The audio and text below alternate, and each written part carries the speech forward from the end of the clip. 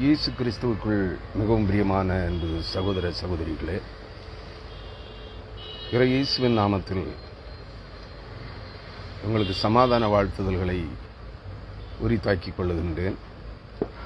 கிறிஸ்துவுக்குள் அன்பானவர்களே, கிறிஸ்து பிறப்பு பண்டிகையை கொண்டாடி முடித்து அவரவர் சொந்த அலுவல்களை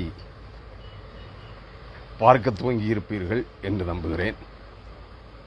அத்தோடு பலர் இன்னும் திருச்சபைகளிலே, அவரவர் சார்ந்திருக்கிற திருச்சபைகளிலே இந்த ஒரு வார காலம் புத்தாண்டு வரும் வரையிலும் பல்வேறு கலை நிகழ்ச்சிகள்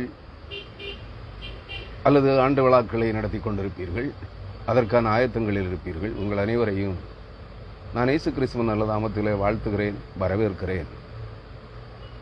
இந்த நாளின் தொடர் சிந்தனையாக நாம் தொடர்ந்து சிந்தனை செய்து வருகிற எசேக்கியேல் தீர்க்கதரிசியின் புஸ்தகம் 7ஆம் அதிகாரம் 1 முதல் 5 வரையான வசனங்களை உங்களோடு பகிர்ந்து கொள்ள விரும்புகிறேன்.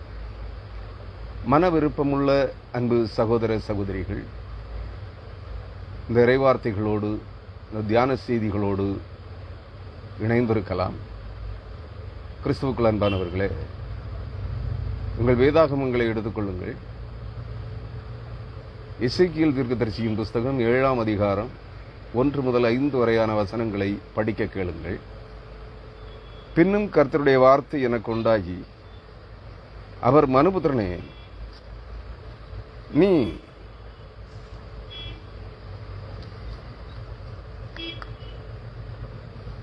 இஸ்ராயேல் தேசத்தை குறித்து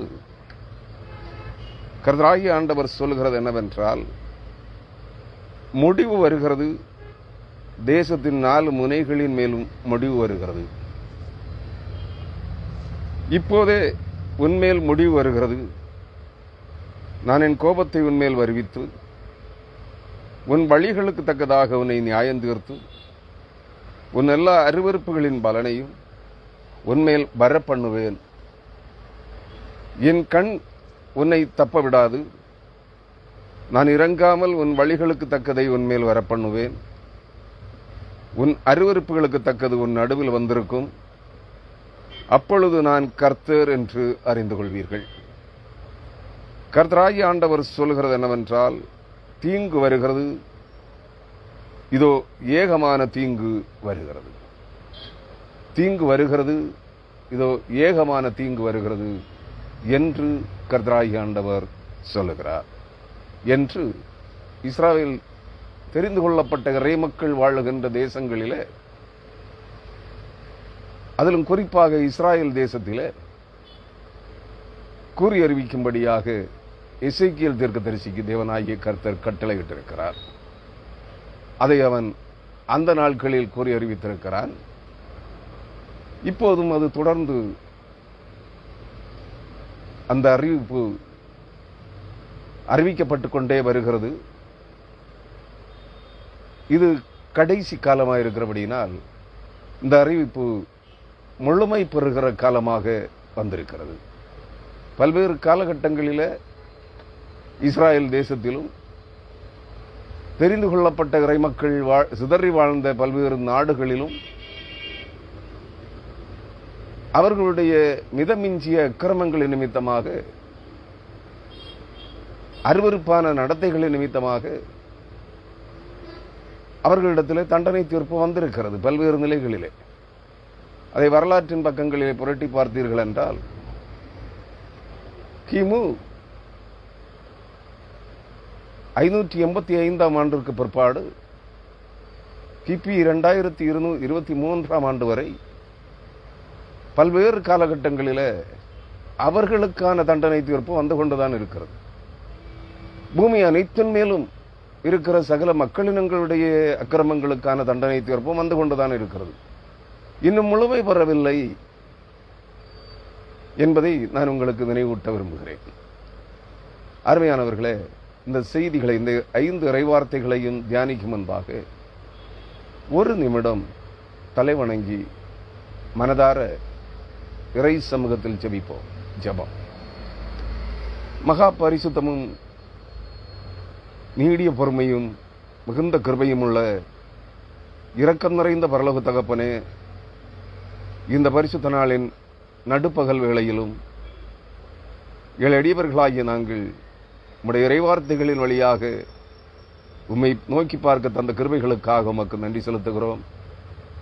இந்த இறைவார்த்தைகளை நாங்கள் தியானிக்கின்ற போது தேசத்தின் 4 முனைகளின் மேலும் முடிவு வருகிறது. அவரவர் செய்த அக்கிரமங்களுக்கு தக்கதான பிரதிபலன் அவரவர் நடுவிலே வந்திருக்கும் என்று சொல்லுகிறேன். இன்னும் இதை நாங்கள் விரிவாக சிந்திக்கின்ற போது பூமியின் 4 மூலைகளிலும் 4 முனைகளிலும்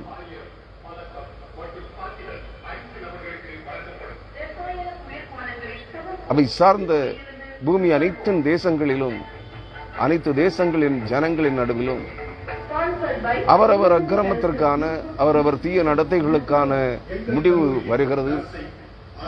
அது மாபெரும் தீங்காக மாபெரும் பேரழிவாக வருகிறது என்பதை வேதம் எங்களுக்கு சுட்டிக்காட்டுகிறதை கற்றுத்தருகிறதை நாங்கள் இன்றைய தினத்தில் உமது சமூகத்தில் தியானிக்க இருக்கிறோம். தூய் ஆவியானவருடைய ஆற்றல் நிறைந்த வார்த்தைகள் இந்த இறைவார்த்தைகளின் வழியாக வெளிப்பட தேவரீர் இரக்கம் பாராட்டும்படியாய் கேட்கிற உள்ளங்கள் தெளிவடைய அதன் மூலம் தங்களை சீர்படுத்திக் கொள்ளுகின்ற நல்ல அனுபவங்களை அவர்கள் பெற்றுக்கொள்வதற்கு தேவரீர் வழிகாட்டும்படியாய் இறைவேந்தன் இயேசு கிறிஸ்துவின் வழியாக ஜெபிக்கிறோம். ஜெபங்களும் எங்கள் ஜீவன் உள்ள நல்ல பிதாவே, ஆமேன் ஆமேன். கிறிஸ்துவுக்குள் அன்பானவர்களே, நாம் இதுவரையிலும் எசேக்கியேல் தீர்க்கதரிசியின் புஸ்தகம் 6ஆம் அதிகாரம் வரையான பகுதிகளை ஏறத்தாழ 13 முதல் 17 அல்லது 18 செய்திகளாக தியானித்திருக்கிறோம். இந்த தொடர் செய்தியில 13, இது 13வது செய்தின்னு நினைக்கிறேன். 2 ஆண்டுகளுக்கு முன்பு எசேக்கியேல் தீர்க்கதரிசியின் 1ஆம் அதிகாரத்தை விவரித்த ஒரு 4 செய்திகள் எமது பர்னிங் டார்ச் இன் தமிழ் என்கிற எரிகிற தீவட்டி என்கிற யூடியூப் ஊடகத்தில் பதிவேற்றப்பட்டுள்ளது. முதல் அதிகாரத்தினுடைய இறை செய்திகளை விளக்கங்களை பார்க்க வேண்டும் என்றால் நீங்கள் யூடியூபிலே சென்று பர்னிங் டார்ச் இன் தமிழ் என்று டைப் பண்ணினால் அல்லது தமிழில் எரிகிற தீவட்டி என்று டைப் பண்ணினால் அது உங்களுக்கு கிடைக்கும். அங்கே பார்த்துக் கொள்ளுங்கள். இன்றைய தினத்தில் எசேக்கியேல் 7ஆம் அதிகாரம் 1 முதல் 5 வரையான வசனங்களை நான் உங்களோடு விவரிக்கலாம் என்று விரும்புகிறேன். பின்னும் கர்த்தருடைய வார்த்தை எனக்கு உண்டாகி, யாருக்கு? ஆசாரியனும் பூசி என்னும் ஆசாரியனுடைய மகனும் ஆசாரியனும் தீர்க்கதரிசியுமாக அழைக்கப்பட்டிருந்த எசேக்கியேலுக்கு கர்த்தருடைய வார்த்தை உண்டாகி இருக்கிறது. 2ஆம் வசனம், மனுபுத்திரனே, இஸ்ரவேல் தேசத்தை குறித்து கர்த்தராகிய ஆண்டவர் சொல்லுகிறது என்னவென்றால், முடிவு வருகிறது, தேசத்தின் 4 முனைகளின் மேலும் முடிவு வருகிறது என்று சொல்லுகிறார். இதை நான் சற்று விளக்கமாக விவரிப்பதற்காக இஸ்ராயல் தேசத்தின் மேல் மட்டுமல்ல, கிமு 585 முதல் அல்லது கிமு 720 முதல்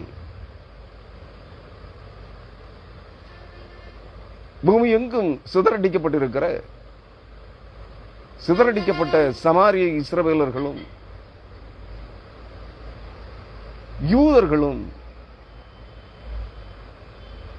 யூத இஸ்ரவேலர்களும் சிதறடிக்கப்பட்டிருக்கிற சகல தேசங்களிலும் அவர்கள் வாழ்ந்து கொண்டிருக்கிற சகல தேசத்தின் மக்கள் இனங்கள், அதாவது ஜாதிகளின் நடுவிலும் அந்த தேசங்களிலும்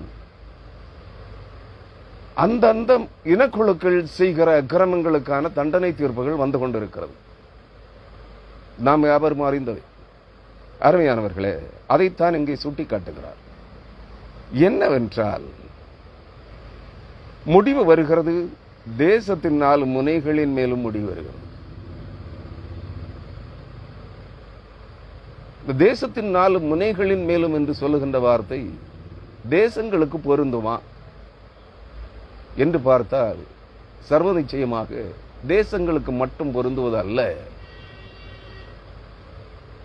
வேதத்தை ஆராய்ந்து பார்க்கிற போது இந்த வரப்போகிற முடிவு நாம் வாழுகின்ற பல்வேறு தேசங்களை உள்ளடக்கிய இந்த பூமி முழுவதுக்குமாக இருக்கிறது. இங்கே அந்த வார்த்தையை நான் உங்களுக்கு விவரிப்பதற்காக வேறு சில வாக்கியங்களை, வசனங்களை இந்த இடத்துல இதற்கு ரிலேட்டட் அல்லது ரெசம்பிளன்ஸ் வேர்ட்ஸ், அதாவது கர்த்தருடைய வார்த்தைகளில் இதற்கு ஒப்பான, இதற்கு தகுந்த பல்வேறு வசனங்களை உங்களோடு விவரிக்கலாம் என்று விரும்புகிறேன். தேசத்தின் 4 முனைகளின் மேலும் முடிவு வருகிறது. தேசத்தின் 4 முனைகள் என்றால் 4 மூலைகள். ஆங்கில வேதாகமம் அதை ஃபோர் கார்னர்ஸ் என்று சொல்கிறது. கார்னர் என்றால் மூலைகள், முனைகள் என்றும் எடுத்துக்கொள்ளலாம். இங்கே தேசத்தின் 4 முனைகளின் மேலும் அல்லது தேசத்தின் 4 மூலைகளின் மேலும், தேசங்களை உள்ளடக்கிய நாம் வாழுகின்ற இந்த பூமியின் 4 மூலைகளின் மேலும், 4 திசைகளின் மூலைகளின் மேலும் முடிவு வருகிறது. எசேக்கியேல் தீர்க்கதரிசியின் புஸ்தகம் 21ஆம் அதிகாரம் 24ஆம் வசனம், 25ஆம் வசனம், இஸ்ரவேலை ஆளுகிற அவபக்தியுள்ள துன்மார்க்க அதிபதியே, அக்கிரமத்திற்கு முடிவு வரும் காலத்தில் உன் நாள் வந்தது என்று சொல்லுகிறார். 24ஆம் வசனத்தில், ஆகையால் கர்த்தராகிய ஆண்டவர் சொல்லுகிறது என்னவென்றால், உங்கள் துரோகங்கள் வெளியரங்கமாகிறதினாலும் உங்கள் செய்கைகளிலெல்லாம் உங்கள் பாவங்கள் தெரிய வருகிறதினாலும் நீங்கள் உங்கள் அக்கிரமத்தை நினைக்க பண்ணுகிறீர்களே, நீங்கள் இப்படிப்பட்டவர்கள் என்று நினைக்கப்படுகிறீர்களே, ஆதலால் கைப்பிடியாய் பிடிக்கப்படுவீர்கள், தப்பி போக முடியாது. தேவனுடைய கை மகா பயங்கரமானது, மகா வல்லமை உள்ளது. அவர் தம்முடைய கரத்தினால் பிடிக்கிற போது எவனும் தப்பித்துக் கொள்ள முடியாது. அருமையானவர்களே, மனிதர்கள் பிடிக்கிற போது ஒருவரை இந்த விலாங்கு மீன் பிடித்தால், தலையிலே பிடித்தால் வழுக்கி ஓடிவிடும், இடையிலே பிடித்தாலும் வழுக்கி ஓடிவிடும், பாலிலே பிடித்தாலும் வழுக்கி ஓடிவிடும். விலாங்கு மீனுடைய குணாதிசயம் கொண்ட இந்த மனிதர்களால் தண்டனை தீர்ப்புக்கு நிற்க மாட்டார்கள். ஓட்டை உடைசைகள் வழியாக தப்பித்துக் கொள்வார்கள். ஆனால் இந்த விலாங்கு மீனுடைய வழியை போகிற, சறுக்கி போகிற அந்த குணாதிசயங்களை படைப்பின் தேவனாகிய கர்த்தருடைய சமூகத்திலே காண்பிக்க முடியாது. அவருடைய கை பலத்த வல்லமை உள்ளது. அவருடைய கைகளில் அவர் பிடிக்கப் போகிறேன் என்று சொல்லுகிறார். கைப்பிடியாய் பிடிக்கப்படுவீர்கள். 25ஆம் வசனம், இஸ்ரவேலை ஆளுகிற அவபக்தியுள்ள துன்மார்க்க அதிபதியே, அவன் நம்பிக்கை கொண்ட இஸ்ராயேலின் தேவனாகிய கர்த்தர் யாவே யெகோவா எனும் ஈசி என நாமமுள்ள தேவனை ஆராதிக்கிறோம் என்று சொல்லிக் கொண்டிருக்கிற அன்பான இறைமக்களே, இஸ்ராயேலர்களில் பெரும்பகுதியினர், யூதர்களில் பெரும்பகுதியினர் Yahweh Jehovah El Elohim El Elyon என்கிற ஈசி என்னும் மறுநாமமுள்ள இயேசு கிறிஸ்துவை ஏற்றுக்கொள்ளவில்லை. அதனால் தான் இந்த தண்டனை தீர்ப்பு வருகிறது. அவர்கள் தப்பித்துக் கொள்வதற்கான வழி இயேசு கிறிஸ்து மட்டுமே. இந்த பூமியின் ஜனங்கள் அனைவருக்கும் ரட்சிப்பு அவர் வழியாகவே வருகிறது. ஆனால் இந்த ஜனங்கள் ஏற்றுக்கொள்ள தயாராக இல்லை. ஏற்றுக்கொண்டவர்களும் அவபக்தி கொண்டவர்களாய், நம்பிக்கையற்றவர்களாய், நாம் ஆராதிக்கிற இயேசு கிறிஸ்துவின் மேல் நம்பிக்கையற்றவர்களாய், பக்தி வேடக்காரர்களாய் வாழ்ந்து கொண்டிருக்கிறார்கள். பார்வைக்கு, வெளிப்பார்வைக்கு பக்தி வேடம் போடுகிறார்கள். தங்களை பரிசுத்தவான்கள் என்று சொல்லிக் கொள்கிறார்கள். கிறிஸ்துவுக்குள் அருமையானவர்களே, அதனால் தான் சொல்லுகிறார், இஸ்ரவேலை ஆளுகிற அவபக்தியுள்ள துன்மார்க்க அதிபதியே, தெரிந்து கொள்ளப்பட்ட இறை மக்களை வழி நடத்துகிற துன்மார்க்க அதிபதிகளே, தேசத்தை ஆளுகிற அதிபதிகள் மட்டுமல்ல, நாடுகளின் அதிபதிகள் மட்டுமல்ல, திருச்சபைகளின் தலைவர்கள் முதல் உட்பட இறை மக்களை வழி நடத்துகிற போதகர்கள், ஊழியர்கள், தீர்க்கதரிசிகள், அப்பாத்தோலர்கள் உட்பட அனைவரையும் எச்சரிக்கிறார். இஸ்ரவேலை ஆளுகிற, வழி நடத்துகிற, ஆட்சி செய்கிற அவபக்தி உள்ள துன்மார்க்க அதிபதியே, இப்பொழுது திருச்சபைகள் எல்லாம் ஆட்சி பீடங்களாய் மாறிவிட்டது. உங்களுக்கு தெரியும், திருச்சபை தலைவர்களை பார்ப்பது மிக கடினமாக இருக்கிறது.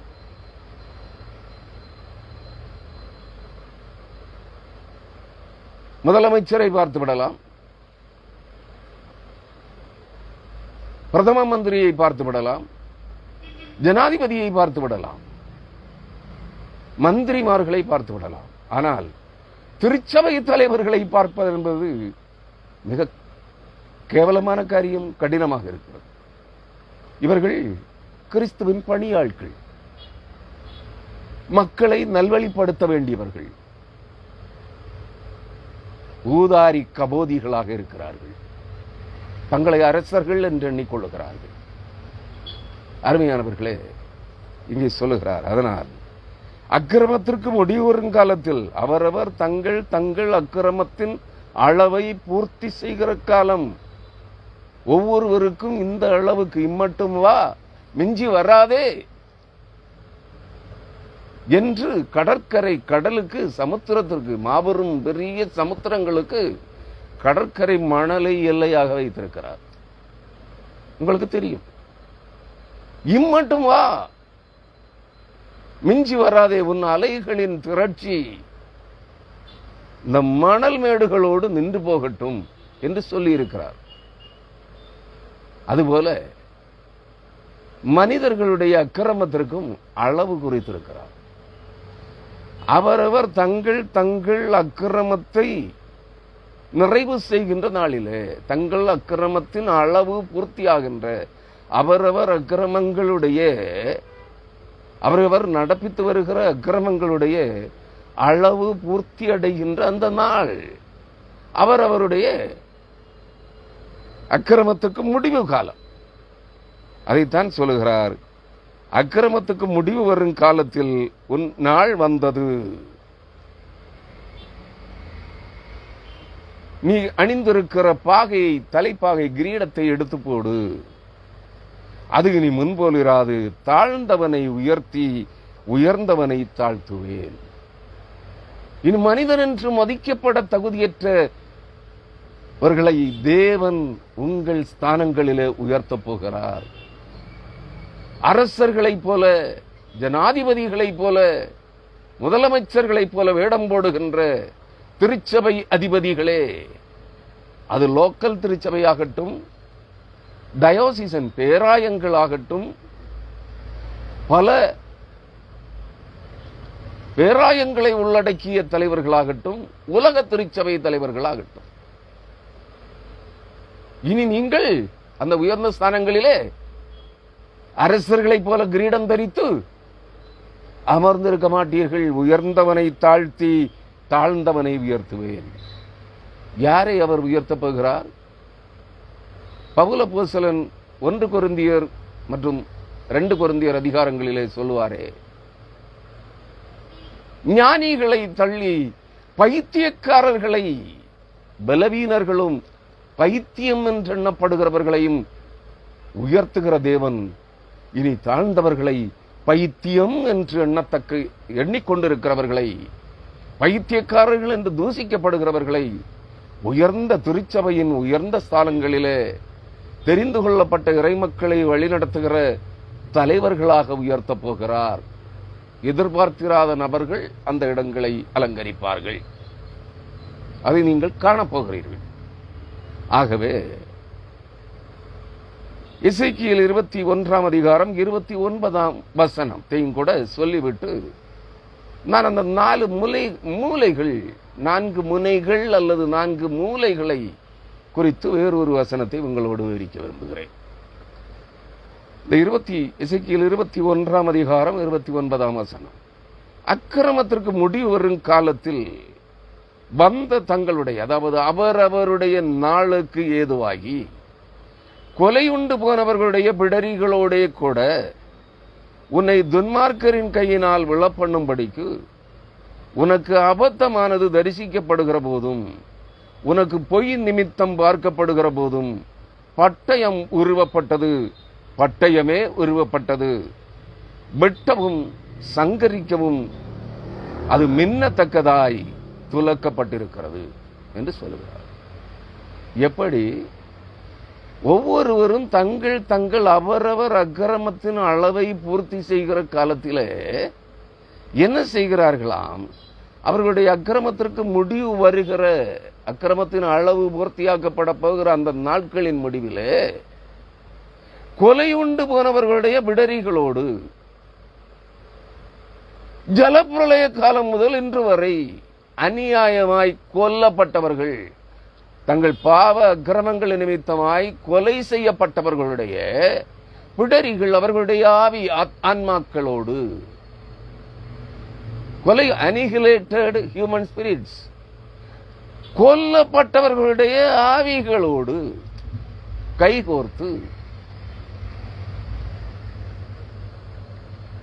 அவர்கள் தங்களுடைய அழிவை தேடி, ஏன்னா அந்த ஆவிகள் தான் இவங்களுடைய அழிவுக்கான வழிகாட்டிகளாக இருக்கும். என்ன சொல்லுகிறார்? கொலை உண்டு போனவருடைய பிடரிகளோட கூட உன்னை துன்மார்க்கரின் கையினால் விழப்பண்ணும்படிக்கு, உன்னை நீ சாகடிக்கப்படும்படிக்கு உனக்கு அபத்தமானது தரிசிக்கப்படுகிற போதும்.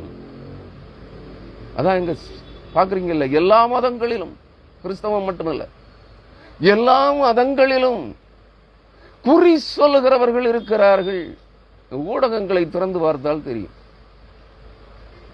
குறி சொல்லி பணம் சம்பாதிக்கிற கபோதிகளின் கூட்டம் எல்லா மதங்களிலும், இந்து மதம், சைவ மதம், வைணவ மதம், சமண மதம், ஜைன மதம், இஸ்லாமிய மதம், கிறிஸ்தவ மதம், யூத மதம், சொராஷ்டிரிய மதம், அனைத்து மதங்கள், சீக்கிய மதம், அனைத்து மதங்களிலும் இருக்கிறார்கள். இவர்களிடம் செயல்படுவது தேவனுடைய ஆவி அல்ல. அதைத்தான் இந்த வசனம் சொல்லுகிறது. கொலை உண்டு போனவர்களுடைய பிடரிகள், the annihilated spirits, கொல்லப்பட்டவர்களுடைய ஆவிகள் தான் இவர்களிடத்தில் இருந்து உங்களுக்கு குறி சொல்கிறது.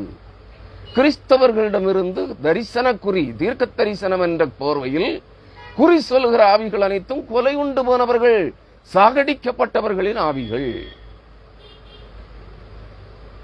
சுருக்கமாக சொன்னால் இதால் பிசாசுகளின் ஆவிகள், சாத்தானுடைய சேனைகளை சார்ந்த பிசாசுகளின் ஆவிகள் என்பதை நீங்கள் மறந்துவிடக்கூடாது. அருமையானவர்களே, உனக்கு அபத்தமானது, அபத்தம்னா அழிவுக்கு ஏதுவானது தரிசிக்கப்படுகிற போதும், அதாவது தீர்க்க தரிசனம் சொல்ற அத்தனை காணிக்கை பொறுக்கியும் அத்தனை உலக தீர்க்க தரிசிகளும் பொய் சொல்லுகிறார்கள். உங்கள் ஆத்துமாவின் அழிவுக்கானதை உங்களுக்கு தீர்க்க தரிசனங்களாக சொல்லிக் கொண்டிருக்கிறார்கள். அவர்களிடம் குறி கேட்டு தீர்க்க தரிசனம் கேட்டு வழிநடக்கிற அனைவரும் தங்கள் ஆத்துமா அறுப்புண்டு போகப்படும்படியாய் நித்திய அழிவை காணத்தக்கதாக வழி நடந்து கொண்டிருக்கிறார்கள், செயல்பட்டுக் கொண்டிருக்கிறார்கள் என்று சொல்லுகிறார். உனக்கு பொய் நிமித்தம் பார்க்கப்படுகிற போது நிமித்தம் பார்க்கிறார்கள். வழியில பூனை குறுக்க போனா கேடு வருமா? புறப்படும் போது சுவரிலே பல்லி நச்சு நச்சுன்னு அடிச்சிருச்சுன்னா கேடு வந்துடுமா? வழியிலே புறப்பட்டு போகிற வழியிலே ஒரு விதவை பெண் வந்துவிட்டால் இவர்களுக்கு ஒன்று நடக்கேடு விளையுமா? நிமித்தம் பார்க்கிறது. புரியுதுங்களா? உங்களுக்கு புரியும். நான் சொல்றதை விட நிறைய நிமித்தங்கள் இங்க பார்க்கிற கிறிஸ்தவர்கள் இருக்கிறார்கள். எல்லா மதங்களிலும் இருக்கிறார்கள். கிறிஸ்தவத்தில் ரகசியமா பார்க்கிறாங்க. ஏன்னா இவங்க எல்லாம் வெளிவேட பறைசூத்தவான்கள். கிறிஸ்துவுக்குள் அருமையானவர்களே, நீ இதை பார்க்கிற போதெல்லாம், எப்பொழுதெல்லாம் தரிசன குறி கேட்க போகிறாயோ, எதற்கெல்லாம் நிமித்தம் பார்க்கிறாயோ, அப்பொழுதெல்லாம் உனக்கு எதிராக பட்டயம் வாள் உருவப்பட்டிருக்கிறது. உன் ஆத்மாவை வெட்டி சங்கரிக்கும்படியாக கர்த்தருடைய பட்டயம் ரெடியாக இருக்கிறது. பட்டயம் உருவப்பட்டது, பட்டயமே உருவப்பட்டது.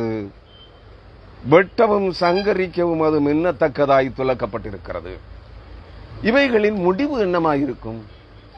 உங்கள் வேதாகமங்களை நீங்கள் புரட்டிக் கொள்ளுங்கள். 1 எசேக்கியேல் 7ஆம் அதிகாரம் 2ஆம் வசனத்தை நினைவில் வைத்துக் கொள்ளுங்கள். முடிவு வருகிறது. தேசத்தின் 4 முனைகளில் மேலும் முடிவு வருகிறது. இந்த தேசத்தின் என்பதை தேசங்கள் என்றும், தேசம் என்பதை பூமி என்றும், தேசங்கள் அனைத்தையும் உள்ளடக்கிய பூமி என்றும் எடுத்துக் கொள்ளுங்கள். அப்படித்தான் அதை விவரிக்க போறேன்.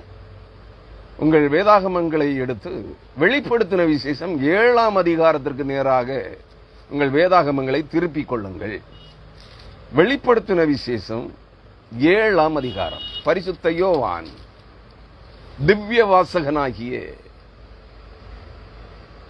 கிறிஸ்துவையும் கிறிஸ்துவின் வார்த்தைகளையும் பரிசுத்த ஆவியானவரையும் கற்றுத் தேறினவனாகிய திவ்ய வாசகனாகிய யோவானுக்கு வெளிப்படுத்தப்பட்ட விசேஷம் 7ஆம் அதிகாரம் 1ஆம் வசனத்திற்கு உங்களை அழைக்கிறேன். வெளிப்படுத்தின விசேஷம் 7ஆம் அதிகாரம் 1ஆம் வசனம் வாசிக்கிறேன், கேளுங்கள்.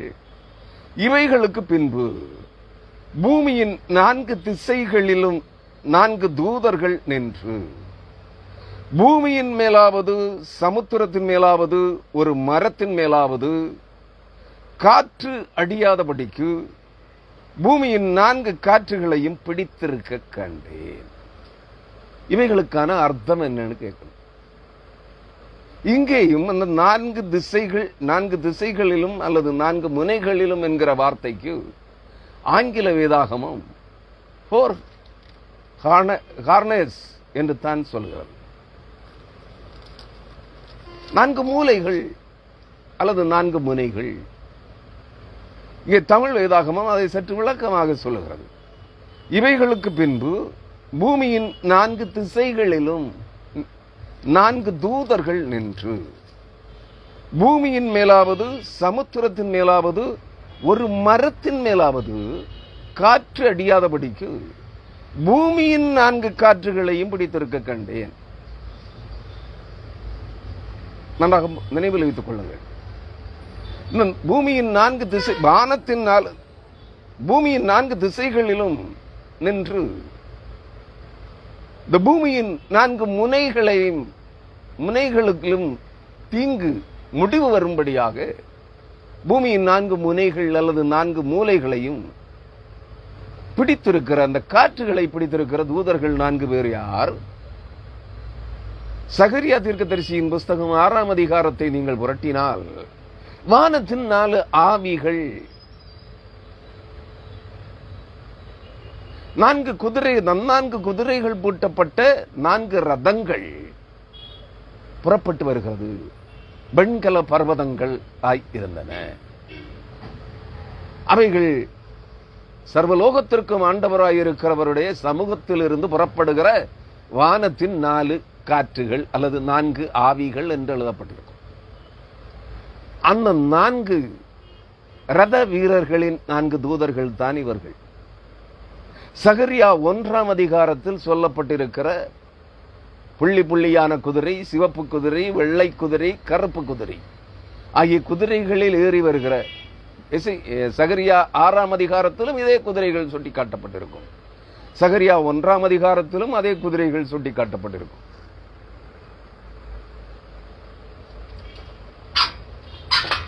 ஐட்டம் இன்னைக்கு அல்லது நாளைக்கு வந்துடும்.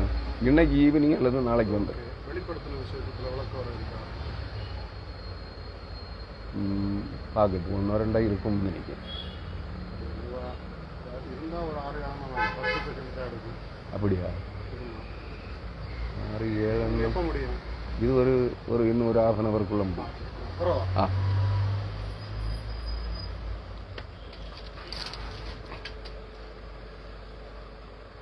கிறிஸ்துவுக்குள் அருமையானவர்களே, சகரியா 6ஆம் அதிகாரம், சகரியா 1ஆம் அதிகாரம் இவைகளிலே சொல்லப்பட்டிருக்கிற வானத்தின் 4 காற்றுகள், எரேமியா 49ஆம் அதிகாரம் 36ஆம் வசனத்திலே சொல்லப்பட்டிருக்கிற பூமியின் 4 காற்றுகள், வானத்தின் 4 காற்றுகள். இதற்கு 2க்குமே விளக்கங்கள் நான் என்னுடைய 2 வருடங்களுக்கு முன்பே செய்திகளிலே கொடுத்திருக்கிறேன். யூடியூப் ஊடகத்திலே இருக்கிறது. பேர்னிங் டார்ச் இன் தமிழ் என்கிற யூடியூப் சேனலில் இருக்கிறது. இந்த வானத்தின் 4 காற்றுகள் என்றால் தேவனுடைய பிரதான அதிபதிகளான தூதர்கள் 4 பேர். பூமியின் 4 காற்றுகள் என்றால் எபேசியர் 6ஆம் அதிகாரத்திலே பரிசுத்த பவுல் அப்போஸ்தலன் மூலமாக பரிசுத்த ஆவியானவர் சுட்டிக்காட்டுகிறாரே, மாம்சத்தோடும் இரத்தத்தோடும் அல்ல, இப்பிரபஞ்சத்தின் அந்தகார லோகாதிபதிகளோடும் வானமண்டலங்களில் உள்ள பொல்லாத ஆவிகளின் சேனைகளோடும் துரைத்தனங்களோடும் உங்களுக்கு போராட்டம் உண்டு. அந்த இப்பிரபஞ்சத்தின் 4 அந்தகார லோகாதிபதிகள், சாத்தானுக்கு 4 அந்தகார சேனாதிபதிகள் இருக்கிறார்கள். அந்த 4 சேனாதிபதிகளையும் தான், அந்தகார சக்திகள் 4 சக்திகளையும் தான் இங்கே பூமியின் 4 காற்றுகள் என்று பரிசுத்த யோவான் தனக்கு வெளிப்படுத்தப்பட்ட காட்சிகளே பார்க்கிறார். இன்னும் ஒரு விசேட செய்தியை கூட உங்களுக்கு சொல்கிறேன். அநேகர் சாத்தானுடைய சேனாபதிகள், ஐப்பராத்து நதியின் கரையிலே கட்டப்பட்டிருக்கிற 4 தூதர்கள் அவிழ்த்து விடப்படுகிறார்கள் 6ஆம் தூதனை காலம் ஊதுகின்ற போது என்று சொல்லுகிறார்களே, அந்த 4 தூதர்களும் வேறு யாரும் அல்ல, ஐப்புராத்து நதி ஏதேன் தோட்டத்திலிருந்து புறப்பட்டு ஓடிய, அதன் ஏதேன் தோட்டத்தின் வெளியிலே வந்து 4 ஆறுகளாக பிரிந்து போன ஒரு ஆற்றில் 4 ஆறுகளில் ஒன்று தான் ஐப்புராத், யூப்ரட்டிஸ். ஆனால் அந்த 4 ஆறுகளும் சேர்ந்து இணைந்து ஏதேன் தோட்டத்திலிருந்து புறப்பட்ட ஆறு அங்கு ஒரு இடமும் இல்லை, இந்தியாவின் தென்கோடியிலே இருக்கிறது. பற்றுளி ஆறு. அந்த பற்றுளி ஆற்றின் கரையிலே கட்டப்பட்டிருக்கிற 4 தூதர்கள், ஐப்புராத்து நதி அண்டையிலே கட்டப்பட்டிருக்கிற 4 தூதர்கள். அதற்கு அடையாளம், இந்த 4 தூதர்களும் கட்டவிழ்க்கப்படுகின்ற போது ஐப்புராத்து நதி வெற்றி போகும். கட்டவிழ்க்கப்பட்டு விட்டார்கள். ஆனால் அவர்கள் முழுவதுமாக கர்த்தருடைய யுத்த சேனையின் சேனாதிபதிகளாக இன்னும் பொறுப்பேற்கவில்லை. வெளிப்படுத்தின விசேஷம் 9ஆம் அதிகாரம்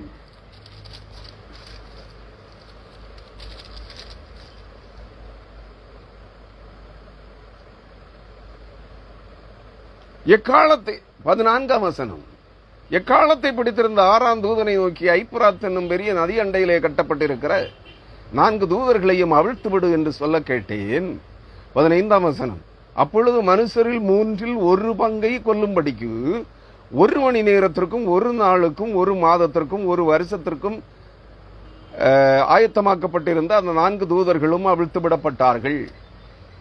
அந்த 4 தூதர்களுடைய 4 தூதர் சேனாதிபதிகளாகிய பிரதான சேனாதிபதிகளாகிய அந்த 4 பிரதான தூதர்களின் சேனைகளும் 20 கோடி. அருமையானவர்களே, இந்த 4 தூதர்களும் கட்டவிழ்க்கப்பட்டு விட்டார்கள். அவர்கள் தேவ சமூகத்திற்கு தேவனுடைய கற்பிதங்களை, கட்டளைகளை கற்றுக்கொள்வதற்கு அனுப்பப்பட்டிருக்கிறார்கள். அங்கிருந்து கர்த்தருடைய யுத்த ராணுவத்தின் சேனைகளோடு அவர்கள் முன்னணியிலே புறப்பட்டு வருவார்கள். அவர்கள் வந்து தான் இந்த பூமியின் 4 காற்றுகளை தங்கள் கைகளிலே பிடித்துக் கொள்வார்கள். இதுகளை குறித்த விவரங்களை நான் என்னுடைய 2வது 5வது அல்லது 11வது புத்தகங்களிலே, காலம் கடைசியா கிறிஸ்துவின் வருகை சமீபமா என்கிற புத்தகத்திலும், அக்கிரமத்தின் முடிவும் பிரபஞ்ச சூதாட்டமும் என்கிற கிறிஸ்துவின் 2ஆம் வருகையில் நடைபெறப் போகிற பிரபஞ்ச சூதாட்டம், the universal gambling and the end of iniquity என்கிற புத்தகத்திலும் நான் இவைகளை விவரித்திருக்கிறேன். அந்த 4 தூதர்களும் இவர்கள் இந்த உலகத்தில் இருக்க கள்ள தீர்க்கதரிசிகளும் கள்ள பிரசங்கிகளும் கள்ள வேத வியாக்கியானிகளும் சொல்லுவது போல இவர்கள் சாத்தானுடைய சேனாதிபதிகளே அல்ல. சாத்தானுடைய 4 அந்தகார லோகாதிபதிகளையும் அவர்களுடைய வல்லமைகளையும் பிடித்துக் கொள்ளுகிறவர்கள் தான் இந்த ஐப்பிராத்து நதியின் கரையிலே கட்டப்பட்டிருந்து அவிழ்த்து விடப்பட்ட 4 தூதர்கள். 20 கோடி யுத்த ராணுவ சேனைகளுக்கு அதிபதிகள். அவர்கள் 4 பேரும் கர்த்தருடைய நாளிலே, கர்த்தர் புறப்பட்டு வருகிற நாளிலே, அக்கிரமத்திற்கு முடிவு கட்டும்படியாக வானத்திலிருந்து பூமிக்கு அவர் இறங்கி வருகிற நாளிலே முதலாவது வருகிறவர்கள் இந்த 4 சேனாதிபதிகளும் தான், 4 தூதர்களும்.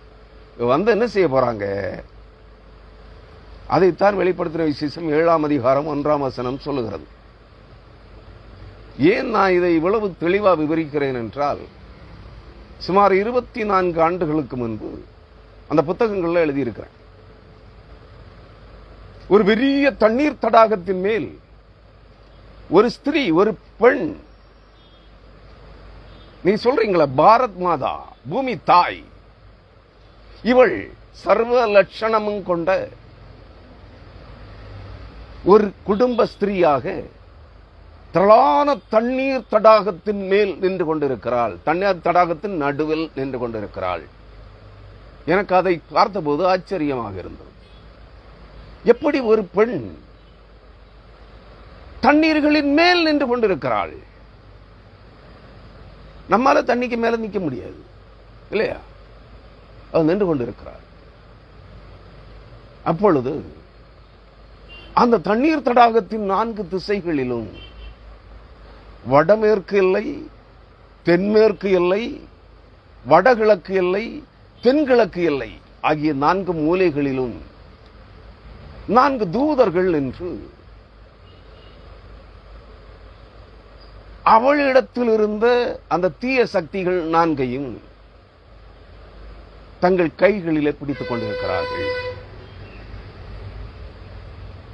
அந்த தீய சக்திகள் 4ம் பிடிக்கப்பட்ட போது இந்த தண்ணீர் தடாகத்தினுடைய நடுப்பகுதியிலே நின்று கொண்டிருக்கிற அந்த பெண் தள்ளாடுகிறாள். தள்ளாடி விழப்போகிறாள். அவளுடைய இடையிலே 4 கயிறுகளாக கட்டப்பட்டிருக்கிற 4ம் அவளை சுற்றி இருந்த அவளிடத்தில் இருந்த சாத்தானுடைய அதிகார வல்லமைகள். வெளிப்படுத்தின விசேஷம் 13ஆம் அதிகாரத்தை படித்தால் தெரியும்.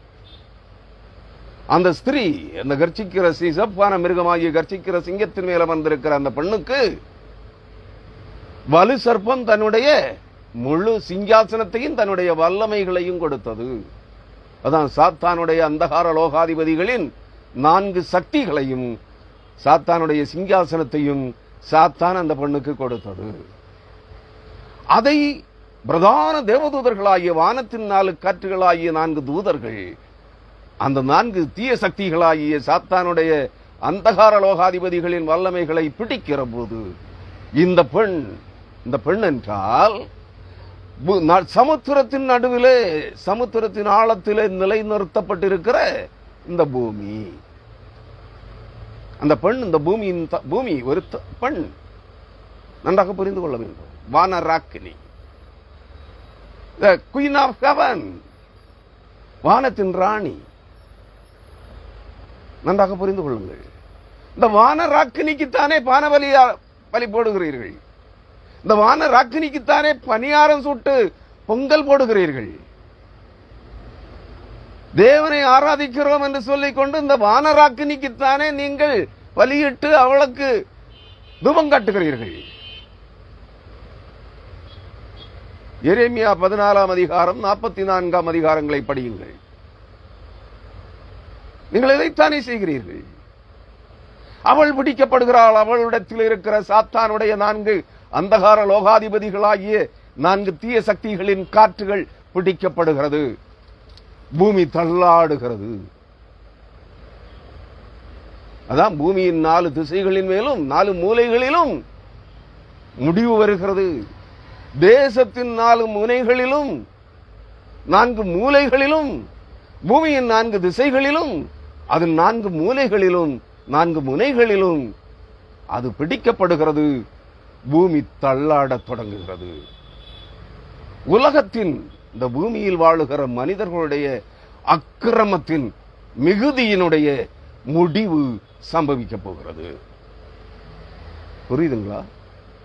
புரிந்து கொண்டால், தெரிந்து கொள்ளப்பட்டவர்களாக இருந்தால், உங்கள் பெயர் ஜீவ புஸ்தகத்தில் இருக்கிறது என்பது உண்மையானால், நீங்கள் உலகத்தில் தெரிந்து கொள்ளப்பட்ட தேவனுடைய பிள்ளைகள் என்பது உண்மையானால், இந்த சக்தியும் உங்களுக்கு புரியும்.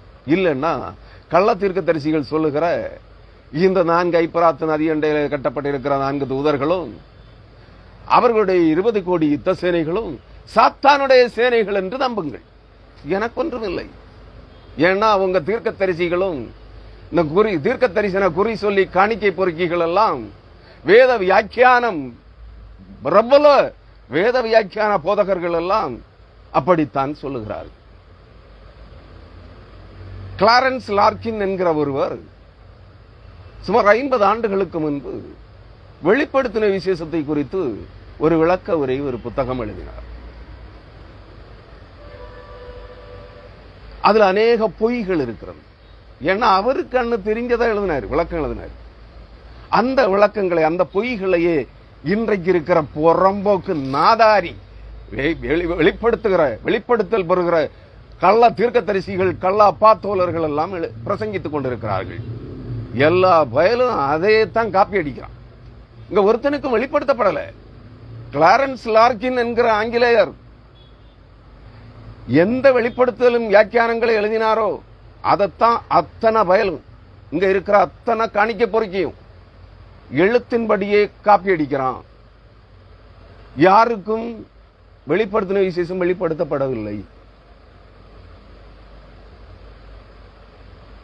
இவர்கள் எல்லாம் அவங்களை ஏமாற்றுகிறார்கள். நான் எனக்கு வெளிப்படுத்தப்பட்டதை நான் எழுதிய புத்தகங்களிலே எழுதி வெளியிட்டிருக்கிறேன்.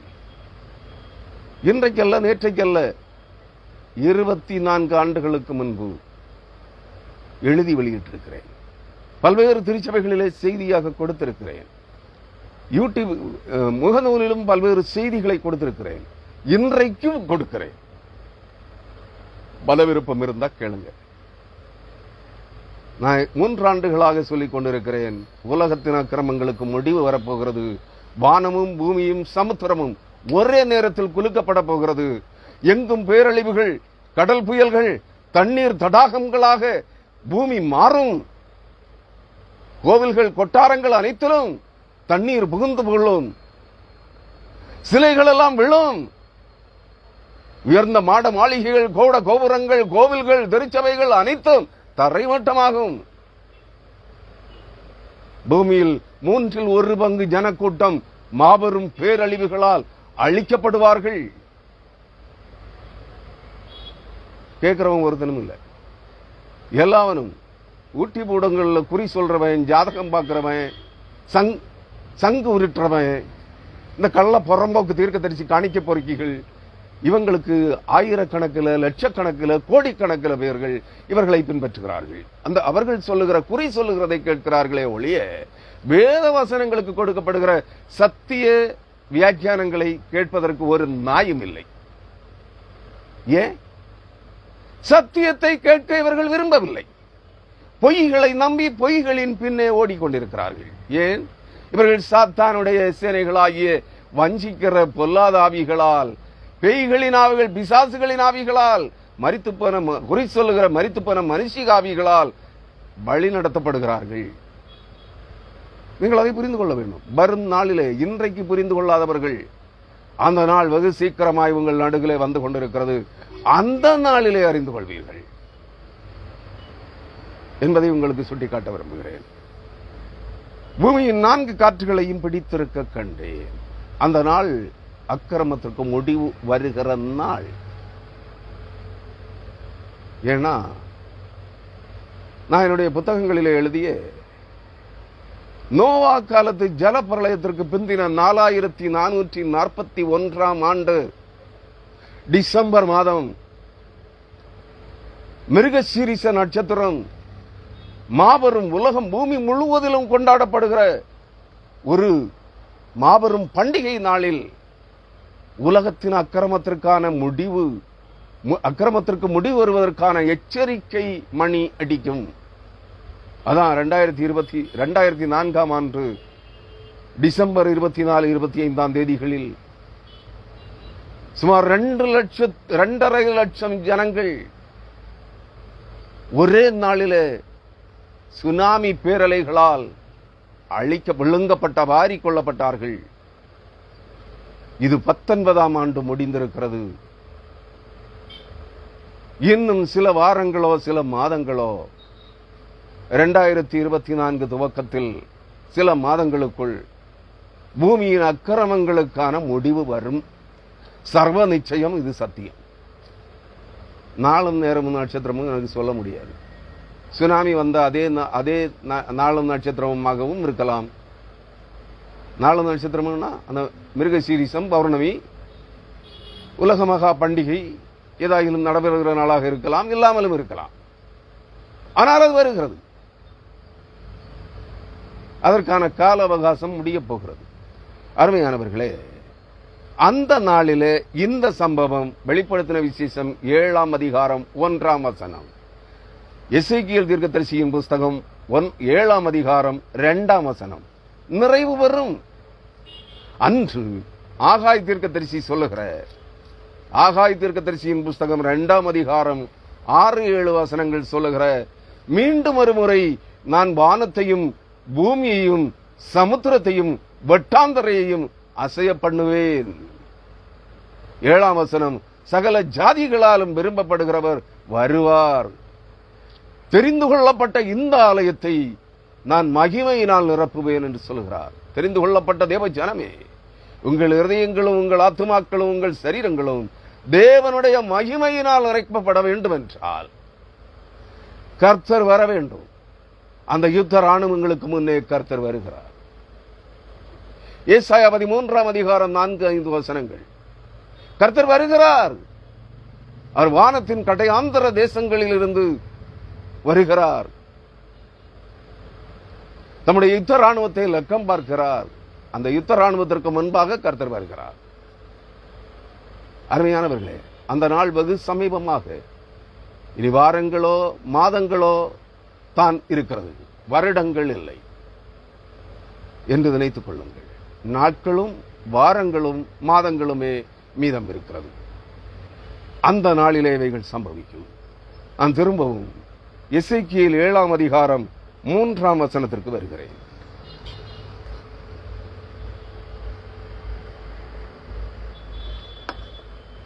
எசேக்கியேல் 7ஆம் அதிகாரம் 3ஆம் வசனம், இப்போதே உன்மேல் முடிவு வருகிறது.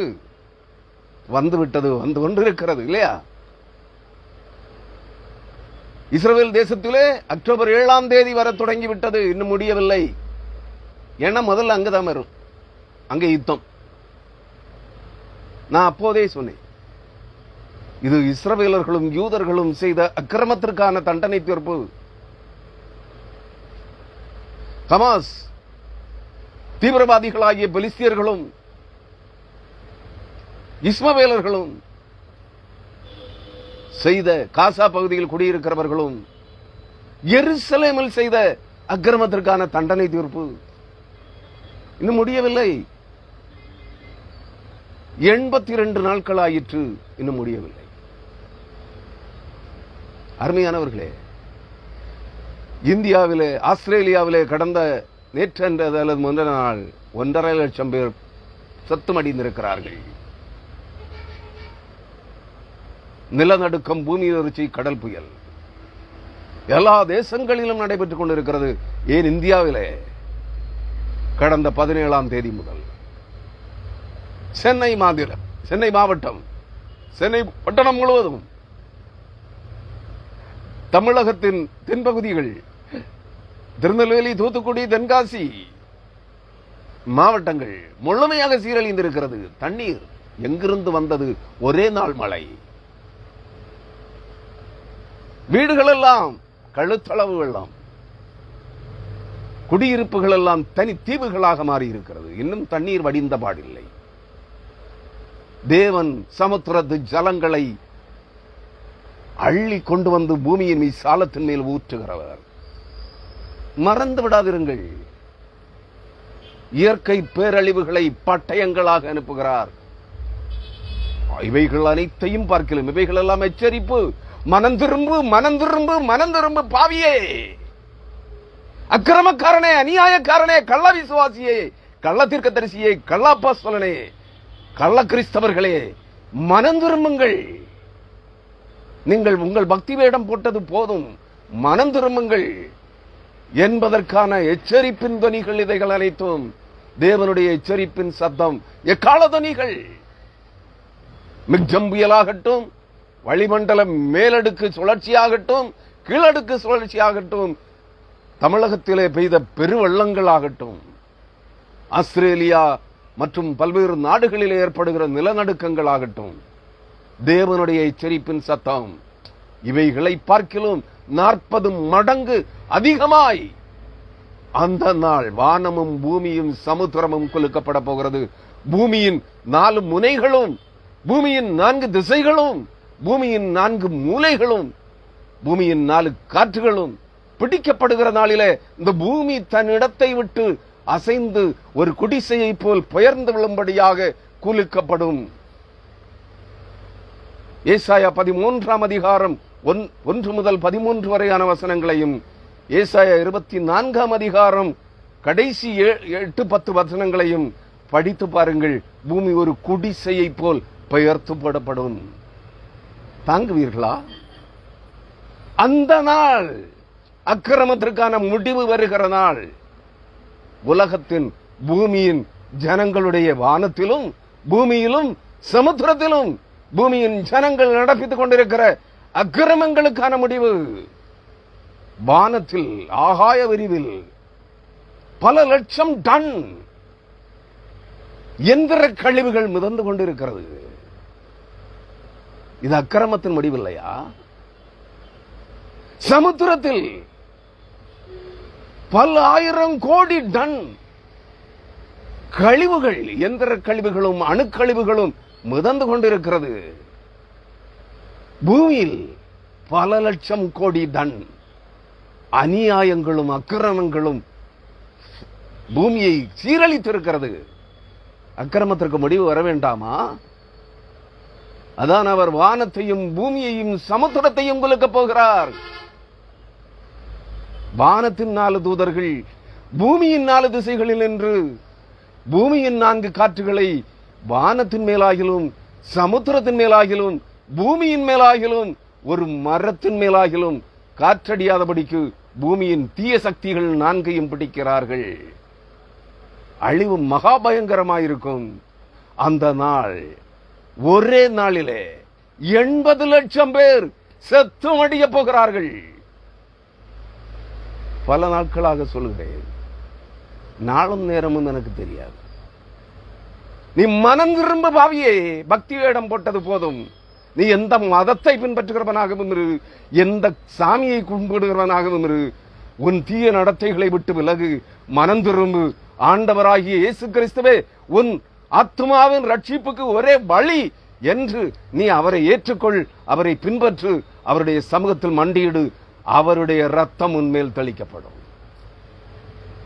அதுவே உன் ஆத்துமா ஜீவனை பெறுவதற்கான இந்த மாபெரும் வரப்போகிற மாபெரும் பேரழிவுகளிலே நீ தப்பித்துக் கொள்வதற்கான ஒரே மார்க்கம், ஒரே வழி, ஒரே நாமம் என்பதை மறந்து விடாதே. அருமையான கிறிஸ்தவர்களே, முடிவு தீங்கு வருகிறது. இப்போதே உன்மேல் முடிவு வருகிறது. நான் என் கோபத்தை உன்மேல் வருவித்து உன் வழிகளுக்கு தக்கதாக உன்னை நியாயம் தீர்த்து உன் எல்லா அருவருப்புகளின் பலனையும் உன்மேல் சுமர பண்ணுவேன். நீ ஆகாயத்தில் செய்த அக்கிரமங்களாகட்டும், நீ சமுத்திரத்தின் அடியில் செய்த அக்கிரமங்களாகட்டும், பூமியின் அடியில் பாதாளத்தில் செய்த அக்கிரமங்களாகட்டும், பூமியில் உன் குடியிருப்பு பகுதிகளில், நீ வாழும் பகுதிகளில், உன் தேசங்களில், உன் நாடுகளில் நீங்கள் செய்கிற அக்கிரமங்களாகட்டும், அனைத்தின் பலனும் உங்கள் தலைகளின் மேல் வருவிக்கப்படும். உன் எல்லா அருவருப்புகளின் பலனையும் உன் வழிகளுக்கு தக்கதாக உன்னை நியாயம் தீர்த்து உன் எல்லா அருவருப்புகளின் பலனையும் உன் மேல் வர பண்ணுவேன். ஒவ்வொருவர் மேலும், இந்த தேசம், இந்த பூமியில் குடியிருக்கிற 750 கோடி ஜனங்களின் மேலும் அவரவர் அக்கிரமங்களின் முடிவு வரும். தப்பித்துக் கொள்வதற்கு ஒரே மார்க்கம், ஒரே வழி, கல்வாரி சிலுவையிலே தொங்கி ரத்தம் சிந்தி மரித்து உயிர்த்தெழுந்த ஆண்டவராகிய இயேசு கிறிஸ்துவும் அவரே சிலுவையில் சிந்தின அவருடைய ரத்தமும் மட்டுமே. வேறு எந்த கடவுளும் இல்லை, வேறு எந்த தெய்வமும் இல்லை, வேறு எந்த குறிகாரனும் இல்லை, வேறு எந்த சத்தியமும் இல்லை, வேறு எந்த வழியும் இல்லை. நீ ரட்சிக்கப்பட வேண்டும், மாபெரும் வரப்போகிற பேரழிவுகளுக்கு தப்பி மீட்டு ரட்சிக்கப்பட வேண்டும் என்றால் ஒரே வழி இயேசு கிறிஸ்துவே. வருகிறது மாபெரும் பேரழிவு, the great destruction வருகிறது. 4ஆம் வசனம், எசேக்கியேல் 7:4. என் கண் உன்னை தப்ப விடாது.